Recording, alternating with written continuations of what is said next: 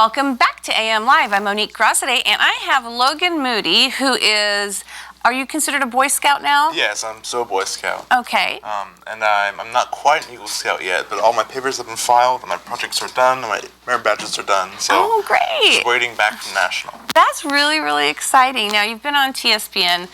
You were saying it's your 8th time today, is that right? Yeah, so you're an old pro. You've done this before. Yeah. Good, good. So the project we're going to talk about today is the fire hydrants, is that Yes. right? Okay, and those are the fire hydrants that are part of Amador Water Agency. Correct. What are you doing with them? So they were, a lot of times they were covered with dirt, or they were covered with red cracked paint. So we would take wire brushes, brush them off, and then repaint them in the yellow, and put a sparkling glass powder on them. Oh, really? Wow. So just so they're shiny and they look... Right. And it's important because upcountry, where they were, a lot of the red ones were totally unseeable in the shade of the trees. Especially at night, you know, you have major issues when the ground is the same color as the hydrant. Oh, sure. Because sometimes you have banks of red clay and those flip on the same color. Exactly. You know, I'm familiar with the red clay. The last house that I lived in out in the country, everything was red. Our shoes became red, you know, our clothes became red. And so I can see at night that'd be a big problem. Yeah. So what areas are you focusing on? It was primarily Pioneer and up to about Buckhorn and a little bit above Buckhorn.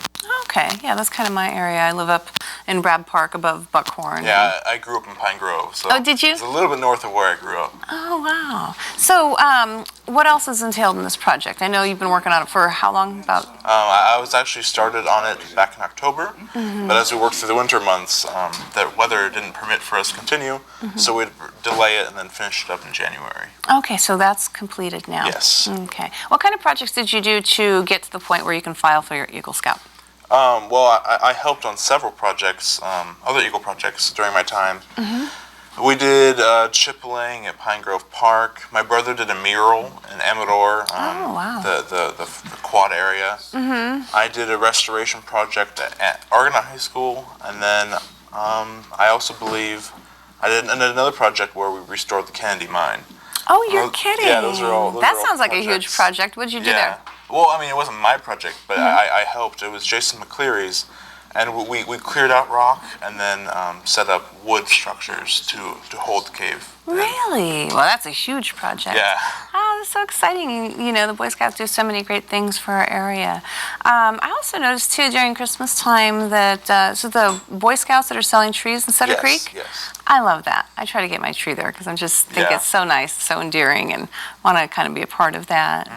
So what have you done so far from, you know, when you were, what's the introductory Boy Scout program when you were young? I started in Cub Scouts at the age of 5 or 6. I was a bobcat, and then moved on through tiger, wolf and bear, and to Webelow, then to scouting when I was around 12. Okay, and then so there's different levels of scouting as well? There's Scout, Tenderfoot, Second Class, First Class, Star, Life, and Eagle. Wow, that's just a cool program. Yeah. Who's been your mentor or your pack leader? Well, when I started, it was Greg Brewer, and then about a year or so in, he had to quit his job as a troop master to go be a council position. Then it was, I can't remember his first name, but Mr. Adrian, he was our Scoutmaster, and right now it's Josh Hall, and he's been our Scoutmaster for the last 3 years, or 4 years. Great. Wow. Good.